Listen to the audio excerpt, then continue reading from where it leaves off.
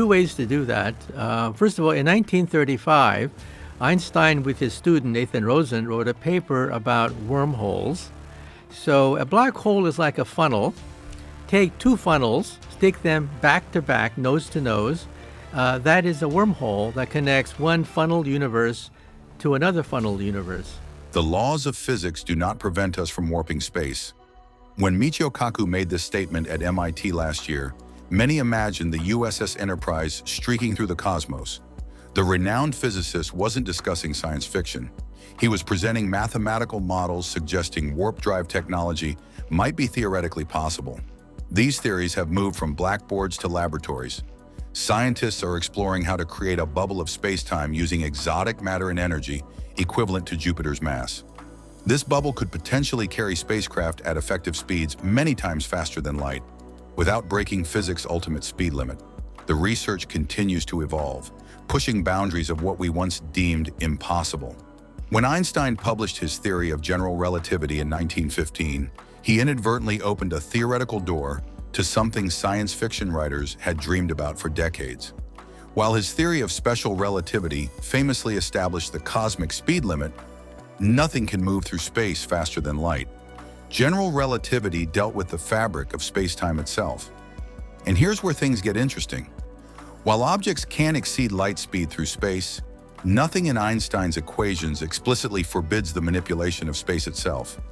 Imagine you're an ant on a piece of paper trying to reach the opposite edge. Rather than racing across the entire distance, someone simply folds the paper, bringing your destination directly to you. The ant doesn't break any speed limits, but reaches its destination almost instantaneously. This captures the essence of warp drive theory. Instead of trying to overcome the cosmic speed limit, change the fundamental rules of the game. For nearly a century after Einstein, most physicists relegated faster-than-light travel to science fiction. The energy requirements seemed absurd, the engineering challenges insurmountable. Then in 1994, everything changed. Theoretical physicist Miguel Alcubierre published a groundbreaking paper that sent shockwaves through the scientific community. Using Einstein's own field equations, Alcubierre mathematically demonstrated that a warp bubble could theoretically exist. The Alcubierre drive works on a beautifully simple principle. The spacecraft never actually moves faster than light locally. Instead, the drive creates a distortion in space-time, compressing space in front of the vessel while expanding it behind.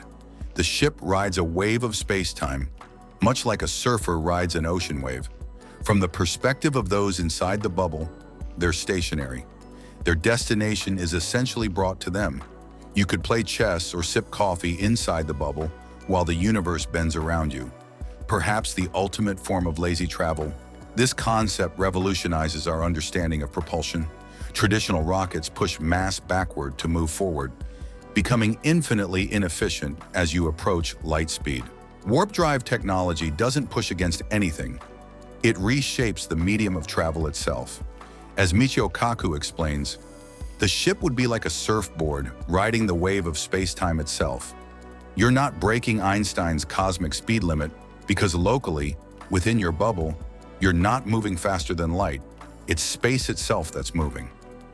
Inside the warp bubble, space-time remains flat and undisturbed. The occupants feel no acceleration. Outside their pocket of normal space, reality is being dramatically contorted.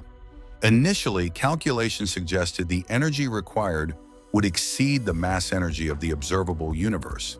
However, refinements have dramatically reduced these requirements. In 2012, physicist Harold White proposed modifications to the warp bubble shape that could theoretically lower the energy needs to something equivalent to Jupiter's mass. Enormously challenging, but no longer impossible. More recent theoretical work suggests quantum effects might enable very small warp fields with even less energy, potentially bringing laboratory experiments within reach in our lifetimes. We're not talking about journeys to Alpha Centauri yet, but demonstrating the basic principle at microscopic scales. The major obstacle remains the requirement for exotic matter, material with negative energy density needed to stabilize the warp bubble. Such matter doesn't exist naturally in our universe, at least not in the quantities needed. Some theorists propose the quantum vacuum might offer a workaround, but engineering challenges remain formidable. The second way to do it was done by Michael Bier, a friend of mine, who was watching Star Trek one day and noticed how the Enterprise zapped across space by contracting the space in front of you and expanding the space behind you so that you do not go to the stars come to you.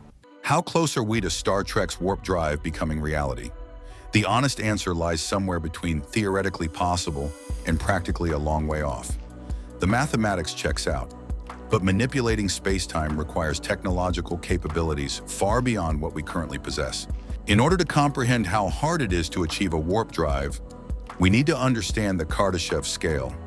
The gap between our current technological capabilities and what's needed for warp drive isn't just about better materials or clever engineering. It's about energy on a scale that's difficult to comprehend. Think about the difference between a campfire and the sun itself. According to the Kardashev scale, humanity needs to harness approximately 10 billion times more energy than we currently control before practical warp drive becomes feasible. This astronomical energy requirement comes from a formal classification system developed by Soviet astronomer Nikolai Kardashev in 1964. The Kardashev scale categorizes civilizations based on their energy consumption and technological capabilities, providing a framework that helps us understand how far we need to advance before warp drive becomes a realistic possibility. Currently, humanity is classified as a Type 0 civilization, hovering around 0.7 on the Kardashev scale. We primarily rely on fossil fuels and limited renewable energy sources. Consider that the entire electrical output of modern civilization equals only a tiny fraction of the solar energy that strikes Earth each day. We extract energy from dead plants and animals, or capture small portions of solar radiation, but haven't yet mastered the ability to harness our planet's full energy potential. To reach Type 1 status, we would need to control all the energy available on Earth. A Type 1 civilization can manipulate planetary energies, controlling weather patterns, influencing natural phenomena like hurricanes, and modifying geological events such as earthquakes. According to Michio Kaku's estimates, assuming an average growth rate of about 3% annually, humanity could potentially achieve this milestone within the next 100 to 200 years. A Type 2 civilization harnesses the complete energy output of its star, approximately 10 billion times the energy of a Type 1 civilization. Imagine a world where we command the energy of an entire star. That's still science fiction, but it's on our roadmap. At this level, a society could build megastructures like Dyson spheres to capture their sun's energy output. The Federation of Planets from Star Trek represents a fictional example approaching Type 2 status. The pinnacle is Type 3, where a civilization controls the energy output of an entire galaxy, roughly 10 billion times that of a Type 2 society. Such a civilization could extract energy from hundreds of billions of stars simultaneously. The Galactic Empire from Star Wars exemplifies a fictional Type 3 civilization with its vast interstellar domains. What makes this classification system particularly relevant to warp drive is how propulsion technology aligns with each civilization type. As a Type 0 civilization, we're limited to chemical rockets, ionic engines, and electromagnetic propulsion systems like railguns, technologies that can propel us within our solar system, but fall drastically short of interstellar travel. Type 1 civilizations might develop ramjet fusion engines and photonic drives. Type 2 civilizations could potentially create antimatter drives, dramatically expanding their reach across interstellar distances. Only at Type 3 status might we see truly exotic propulsion systems operating at energy levels where space-time itself becomes manipulable. According to Kaku's analysis, practical warp drive technology would require at minimum the energy capabilities of a Type 2 civilization.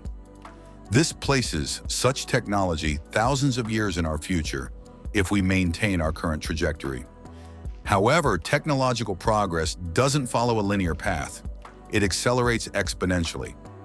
The distance between technological milestones shortens as each breakthrough enables multiple new advances. Barely a century separated the first powered flight from humans walking on the moon. Similarly, computational power that once required entire buildings now fits in our pockets, all within a single human lifetime. This exponential nature of advancement means that while warp drive technology appears far beyond our reach today, the timeline could compress dramatically as we make progress in energy production, nanotechnology, and our understanding of fundamental physics. And a reputable scientist like Michio Kaku didn't ignore all of those things. Breakthroughs in fundamental physics might accelerate our journey up the Kardashev scale, but what if the most promising path to warp drive isn't about generating impossible amounts of energy at all? Through his work in string theory, Michio Kaku has uncovered something remarkable about the fabric of spacetime itself: potential quantum shortcuts that conventional physics has overlooked entirely. While most physicists approach warp drive primarily through the lens of general relativity, Kaku brings a crucial additional perspective. His expertise in string theory allows him to explore how quantum mechanics, the physics of the very small, interacts with the cosmic scale equations of relativity. This intersection is precisely where the most promising possibilities for warp drive technology may lie. The challenge of reconciling quantum mechanics with general relativity has stood as the Mount Everest of theoretical physics for nearly a century. These two fundamental frameworks describe our universe with astonishing accuracy within their respective domains, yet they fundamentally contradict each other at extreme scales. This theoretical discord becomes critically important when discussing warp drive, as the energy densities required push us into precisely the realm where both theories must work together. Kaku's contribution centers on a radical approach to the negative energy problem. Creating a stable warp bubble requires exotic matter with negative mass energy density, but where others see an insurmountable barrier, Kaku sees an opportunity through the lens of quantum mechanics. What's truly revolutionary about Kaku's approach? The quantum vacuum, far from being empty, resembles a cosmic orchestra where countless energy fluctuations play at the smallest scales. These fluctuations exist in the fabric of space-time itself, waiting to be conducted in specific configurations. If we could orchestrate these quantum notes precisely, might we generate the conditions necessary for a warp field without exotic matter? It's like discovering the universe has built-in cheat codes we've simply never accessed. At the Planck scale, the smallest meaningful unit of length and time, space and time become unstable and foam-like.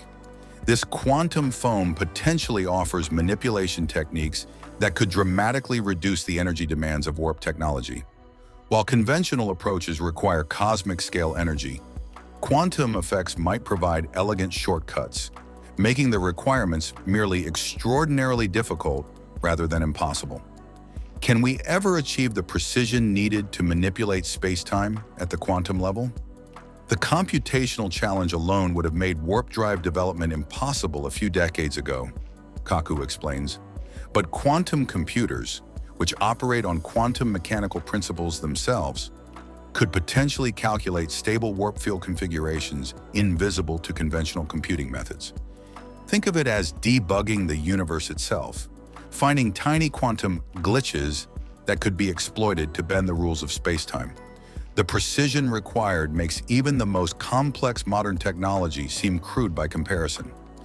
Every quantum fluctuation must be perfectly timed, every particle interaction predicted with flawless accuracy. What makes Kaku's approach compelling is how it transforms the challenge from creating something potentially impossible to precisely controlling something that definitely exists.